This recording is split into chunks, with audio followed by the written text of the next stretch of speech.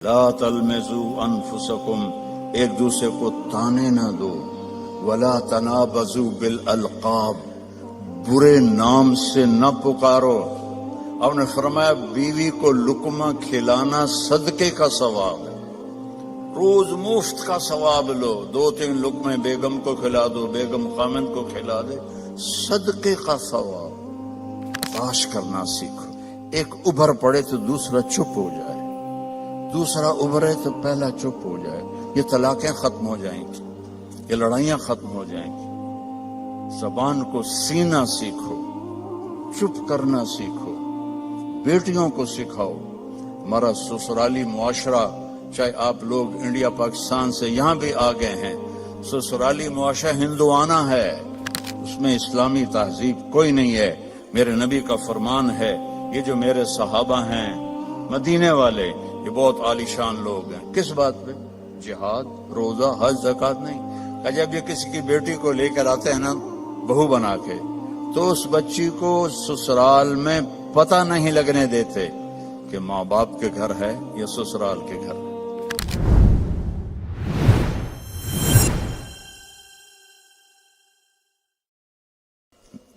اگر آپ گھروں میں محبت کی زندگی گزارنا چاہتے ہیں، تانا دینا چھوڑ دیں۔ لا تلمزوا انفسکم، میرے رب کہہ رہا ہے، لا تلمزوا انفسکم، ایک دوسرے کو تانے نہ دو، ولا تنابزوا بالالقاب، برے نام سے نہ پکارو۔ یہ تو بڑی موٹی ہے، یہ تو بڑی چھوٹی ہے، اس کا تو ناک ہی سیدھا کوئی نہیں، اگر وہ کہتوں ہی کالا ٹٹ حبشی ہیں تو لڑائی تو ہو جائے گی۔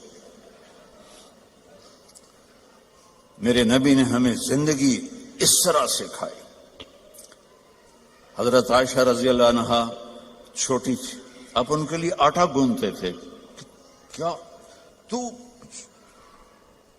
آپ کی شان سناؤں قرآن سے، والنجم اذا ہوا ما ضل صاحبكم وما غوا وما ينطق عن الهوى ان هو الا وحي يوحى علمه شديد القوى ذو مرة فاستوى وهو بالافق الاعلى ثم دنا فتدلى فكان قاب قوسين او ادنى۔ اتنی بڑی شان والا آٹا گوندھ رہا ہے، جھاڑو دے رہے ہیں۔ 9 بیویاں زندہ تھیں، اپنے کپڑے خود دھوتے تھے، پھٹ جاتا خود سیتے تھے، جوتا پھٹ جاتا خود بیٹھ کے سیتے تھے۔ آپ اپنا جوتا سی رہے تھے اور حضرت عائشہ چرخہ چلا رہی تھی۔ اب چرخہ، آپ کو کیا پتا چرخہ کیا ہوتا ہے؟ کسی عورت کو پتا ہے؟ اوہ بڑے ہاتھ شاید، شاباش۔ تو ہمارے بچپن میں وہ ہماری ماں نوکرانیوں کو ایسے لائن میں بٹھایا ہوتا تھا اور وہ چرخے کاٹ رہی ہوتی تھی، پھر اس سے وہ کپڑا بناتے تھے ہمارے چولاہے۔ تو آپ چرخہ کاٹ رہی تھی اور اللہ کے نبی جوتا اپنا سی رہے تھے۔ عائشہ میرا جوتا بھی سی دو، نہیں خود سی رہے تھے۔ تو آپ کے ماتھے پر پسینہ آ گیا، پسینے میں سے نور نکل رہا، اور چونکہ جب روشنی پانی سے گزرتی ہے تو 7 رنگوں میں تقسیم ہو جاتی ہے، تو وہ رنگین شعائیں نکل رہی تھیں۔ تو حضرت عائشہ کا ہاتھ وہیں رہ گیا اور ایسے دیکھ رہی۔ تو تھوڑی دیر بعد اللہ کے نبی نے محسوس کیا کہ عائشہ کا چرخہ نہیں چل رہا، تو آپ نے آنکھ اٹھا کے دیکھا، عائشہ خیریت؟ چرخہ بند کر دیا؟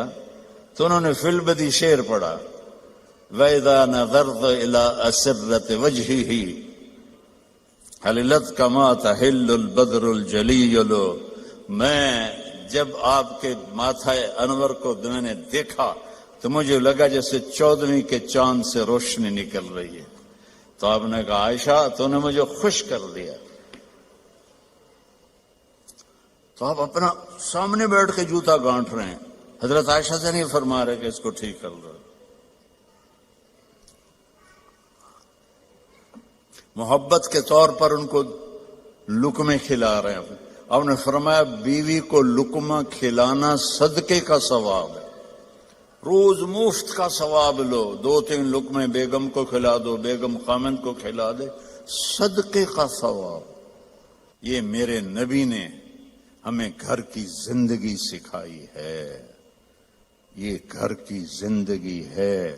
اور آپ میاں بیوی کے ذمے ہے ایک دوسرے کو اظہار محبت کرو. رشتے محبت کا اظہار سے پلتے ہیں. ایک آپ کو واقعہ سناتا ہوں. عرب میں بیوی سے عشق کا بتانا بہت عیب تھا. ہمارے ملک میں بھی ہے، رن مرید ہو گئے تو رن مرید ہو گئے، بیوی دے پیچھے لگ گیا. تو اور گرل فرینڈ کے لیے اشعار تھے، اشعار کھلم کھلا شعر پڑھتے تھے. ہم کو 2-4 شعر سناتا ہوں. وَهَلْ تَبْكِينَ لَيْلَا، لیلا مجنو کا نام تو سنا ہوا نا. تو یہ مجنو تو ہمارے یہاں مشہور، اس کا نام تھا توبہ. توبہ کم توبہ لا نہیں کی تھا، نہ توبہ ہے یودا. قبیلہ اس کا خفاجی تھا اور لیلا کا قبیلہ اخیلیہ تھا. تو کھلم کھلا کہہ رہا ہے وَهَلْ تَبْكِينَ لَيْلَا إِذَا مِتُّ قَبْلَهَا وَقَامَ عَلَى قَبْرِ النِّسَاءُ النَّوَائِحُ. یہ ایک شعر ہو گیا، اس میں لیلا کا نام. كَمَا لَوْ أَصَابَ الْمَوْتُ لَيْلَا بَكَيْتُهَا وَجَادَ لَهَا دَمْعٌ مِّنَ الْعَيْنِ صَافِحُ. کوئی شرم نہیں آ رہی اسے کہ وہ ایک جس لڑکی سے وہ شادی بھی نہیں ہوئی اس کے لیے وہ شعر پڑھ رہا ہے. اور بیوی توبہ توبہ توبہ. اب اس ماحول میں آپ مسجد نبوی میں بیٹھے ہیں اور مجمع بیٹھا ہوا ہے اور ایک شخص آتا ہے، وہ آپ سے زور سے پوچھتا ہے من احب الناس الیک یا رسول اللہ، آپ کو سب سے زیادہ کس سے پیار ہے یا رسول اللہ؟ تو آپ کہتے عائشہ. کان میں کہتے عائشہ. آپ نے زور سے کہا عائشہ سے مجھے سب سے زیادہ پیار ہے. وہ تو ہل گیا، سارے ہی ہل گئے. ایک ہی نبیوں کے بیوی نال ایڈا عشق. تو انہوں نے فوراً بات بدلی، نہیں نہیں نہیں یا رسول اللہ، میرا مطلب ہے مردوں میں سب سے زیادہ کس سے پیار ہے. تو آپ کو پتہ چل گیا نو گل ہضم نہیں ہوئی. آپ نے کہنا تھا ابو بکر سے، تو آپ نے فرمایا عائشہ کے ابا سے مجھے اس کے بعد سب سے زیادہ پیار. یہ زندگی ہے. اللہ کی قسم اس سے کوئی پیسہ نہیں لگتا اور آپ کی زندگی خوشحال ہو جائے. برداشت کرنا سیکھو. ایک ابھر پڑے تو دوسرا چپ ہو جائے، دوسرا ابھرے تو پہلا چپ ہو جائے. یہ طلاقیں ختم ہو جائیں گی، یہ لڑائیاں ختم ہو جائیں گی. زبان کو سینا سیکھو، چپ کرنا سیکھو. بیٹیوں کو سکھاؤ. ہمارا سسرالی معاشرہ، چاہے آپ لوگ انڈیا پاکستان سے یہاں بھی آ گئے ہیں، سسرالی معاشرہ ہندوانہ ہے، اس میں اسلامی تہذیب کوئی نہیں ہے. میرے نبی کا فرمان ہے، یہ جو میرے صحابہ ہیں مدینے والے، یہ بہت عالی شان لوگ ہیں. کس بات پہ؟ جہاد، روزہ، حج، زکوٰۃ نہیں. کہ جب یہ کسی کی بیٹی کو لے کر آتے ہیں نا بہو بنا کے، تو اس بچی کو سسرال میں پتہ نہیں لگنے دیتے کہ ماں باپ کے گھر ہے یا سسرال کے گھر ہے. اور ہمارے ماحول میں آتے ہی ٹیسٹ شروع ہو جاتا. میں آپ کو اپنے گھر کا لطیفہ سناتا ہوں.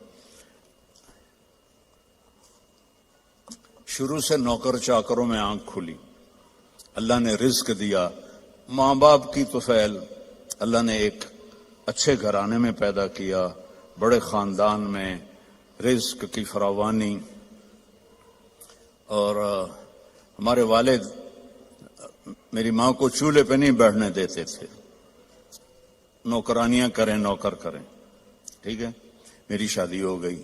میری بیوی تھی شہر سے، تو فیصلہ آباد، میں ملتان کے پاس میرا گاؤں. لینگویج بالکل مختلف، ہماری بڑی ٹھیٹھ اور کڑکتی ہوئی لینگویج تھی. تو بیچاری ویسی ہی گھبرائی رہتی تھی. اب ماسیاں چاچیاں کٹھی ہو گئی. ذرا سننا.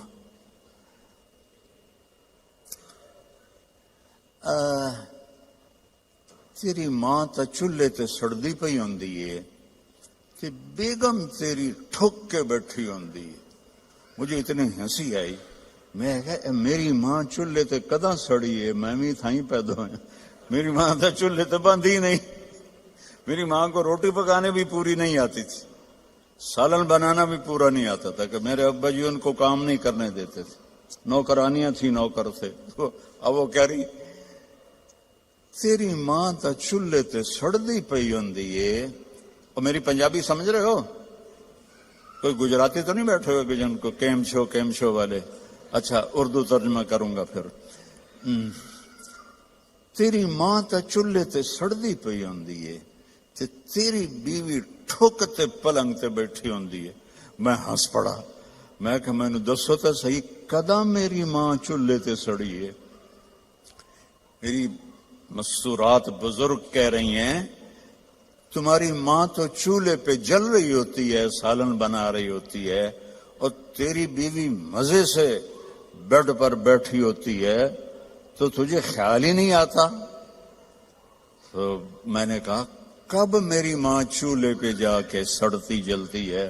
اسے تو آخری زندگی تک روٹی بنانی نہیں پکاتی تھی پٹھی سدھی، کیونکہ کبھی ابا جی نے ان کو بیٹھنے ہی نہیں دیا تھا. تو یہ ہمارا سسرالی معاشرہ ہے کہ آتے ہی دلہن کو سینگوں پہ اٹھا لیتے ہیں. وہ گھر چھوڑ کے آئی ہے، ماں باپ چھوڑ کے آئی ہے، بہن بھائی چھوڑ کے آئی ہے، سہیلیاں چھوڑ کے آئی ہے. اسے اپنی بیٹی بناؤ. میں نے اپنی بیٹیوں کو بیاہ دیا ہے تو میں دوسرے کی بیٹی لے کر آیا. میں نے اپنی بیگم سے کہا کہ بیگم تیرے اخلاق کا اب پتہ چلے گا کہ بیٹیوں پر تو مائیں نشاور ہوتی ہیں، بہو پہ جب تو وہ سلوک کرے گی جو بیٹیوں سے کرتی تھی پھر تیرے اخلاق کا سکہ پکا ہے. تو اللہ کے فضل سے میری بیوی نے اس کو کر کے دکھایا، نبھا کے دکھایا.